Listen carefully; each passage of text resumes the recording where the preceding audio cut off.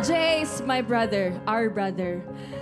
Gusto lang namin na magpasalamat sa ipinakita mong talento at dedication.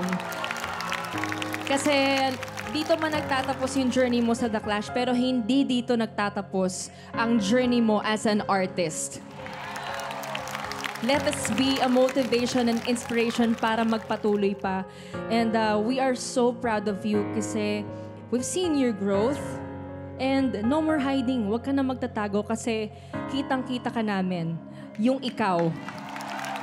May ano ka ba? Huling mensahe ka para sa Clash Nation and sa iyong ever-supportive na family?